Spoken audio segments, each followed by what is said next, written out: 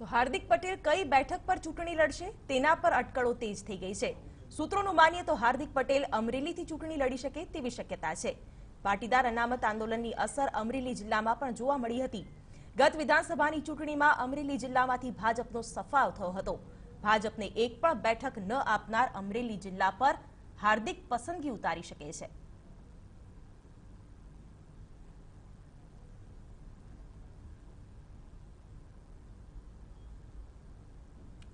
तो आ समग्र मुद्दे વધુ વાત કરી રહ્યા છે સંવાદદાતા દેવેન ચિત્તે। દેવેન, હાર્દિક પટેલ એક આંદોલનકારીથી એક રાજકારણી તરફની એક સફર હવે ખેડવા જઈ રહ્યો છે, ત્યારે કયા પ્રકારની અટકળો રાજકારણમાં તેજ થઈ છે?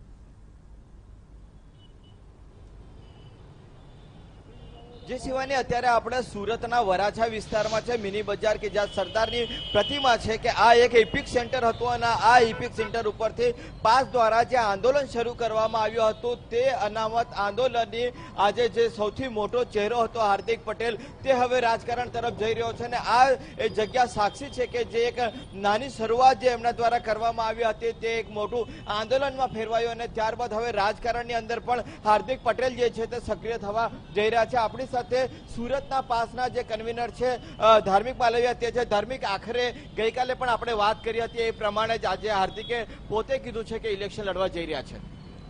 છેલ્લા 2-3 દિવસથી મીડિયાની અંદર જે પ્રકારનો માહોલ ઊભો થયો છે અને આજે પણ રાજસ્થાનના પ્રવાસ દરમિયાન મીડિયા દ્વારા હાર્દિકને પ્રશ્ન કરવામાં આવ્યો ને એના પ્રત્યુત્તરને લઈ અને હાર્દિકે કીધું છે કે હા હું લડીશ અને વિચારીશ।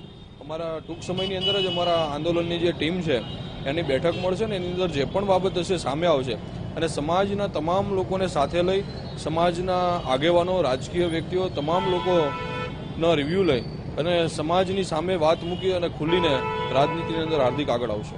ધાર્મિક, જે પ્રકારની સ્થિતિ અત્યારે આપણે જોઈએ રાજકારણની, તો એ કોંગ્રેસમાંથી કે અપક્ષમાંથી પોતાની દાવેદારી નોંધાઈ શકે છે?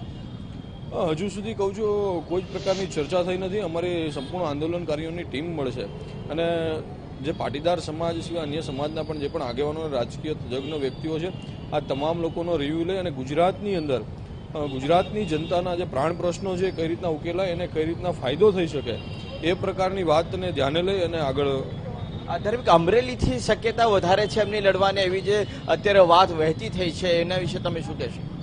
મીડિયાના માધ્યમ થકી આ વાત મને મળી છે અને વાત વહી પણ રહી છે, પરંતુ માત્ર અમરેલી નહીં, મહેસાણા જિલ્લો હોય, મોરબી જિલ્લો હોય, આ તમામ જગ્યાએ પાટીદારોનું પ્રભુત્વ રહ્યું છે અને આંદોલનના એપી સેન્ટરો રહ્યા છે। એટલે કોઈ પણ જગ્યાએથી જો હાર્દિક ચૂંટણી લડે તો આસાનીથી તે જીતી શકે એવું હોય એટલા માટેની વાત છે, પરંતુ અમે નક્કી કરી અને સમાજની સામે વાત મૂકી। હાર્દિક પટેલ જે છે તે અત્યારે સતત કોંગ્રેસના નેતાઓના સંપર્કમાં છે એ પ્રકારની પણ વાત જે છે તે સામે આવી રહી છે। આશા પટેલે પણ જે રાજીનામું આપ્યું છે એમાં પણ એની એક મહત્વની ભૂમિકા સામે આવી રહી છે હાર્દિકની।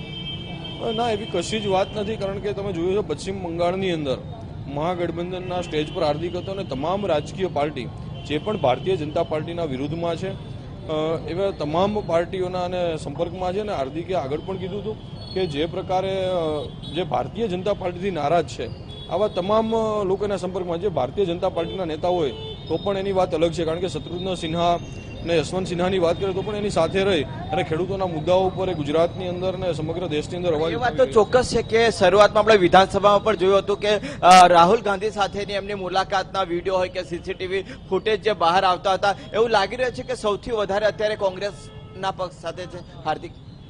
ના, એવું નથી। જે લોકોને ગુજરાતના જનતાની જે પીડા છે એને સોલ્વ કરવાની વાત કરતા હોય કે એનો અવાજ બનવાની વાત કરતા હોય આવા તમામ લોકોની સાથે હાર્દિક પટેલ છે। છતાં પણ આપણે કહીએ કે જે રીતે વિધાનસભાનો આખો માહોલ હતો, કોંગ્રેસની નજીક થઈને આ ભારતીય જનતા પાર્ટીને ઉખાડવા માટેનો પ્રયાસ થશે? ના, બિલકુલ એવી બાબત નથી। ગુજરાતની રાજનીતિની વાત કરીએ તો ભારતીય જનતા પાર્ટી અને કોંગ્રેસ આ બે પક્ષ જ પોતાની રાજનીતિ ચલાવી રહ્યા છે। ત્રીજા મોરચાને અહીંયા ગુજરાતની જનતાએ સ્થાન નથી આપ્યું, ત્યારે ભારતીય જનતા પાર્ટીની સામે વિરોધ પક્ષ તરીકે કોંગ્રેસ હોય અને એને ફાયદો થયો વાત 100% સાચી છે, પરંતુ આવનારા દિવસોની અંદર આની અંદર પણ પરિવર્તન આવશે જો લોકો જાગૃત થશે તો જે પરિવર્તન લાવવાની વાત કરી રહ્યા છે એટલે આવનાર દિવસોમાં કોંગ્રેસની સામે પરિવર્તન આવશે કઈ રીતનું છે? તમારી જે રાજનીતિ છે આખી કઈ દિશામાં જશે? જનતાની પીડા અને પ્રાણ પ્રશ્નોને જે વાચા આપશે ને એને નિવારવાના જે પ્રયત્ન કરશે એની સાથે હશું। જેમાં ભારતીય જનતા પાર્ટી અને કોંગ્રેસ બંને નાકામ રહી છે અને જો જનતા સ્વીકારશે તો બીજા કોઈ પણ વ્યક્તિ પણ ગુજરાતની અંદર પોતાનું રાજ કરી શકે છે. ધાર્મિક એકાએક તો આ નિર્ણય નથી લેવાયો કે હાર્દિક પટેલ ચૂંટણી લડી રહ્યા છે. અત્યાર સુધી તમારી સાથે કે કોર કમિટીમાં જે બેઠકો થઈ હશે, લડવી તો કેવી રીતે લડવી એના પર પણ તો ચર્ચા થઈ જશે.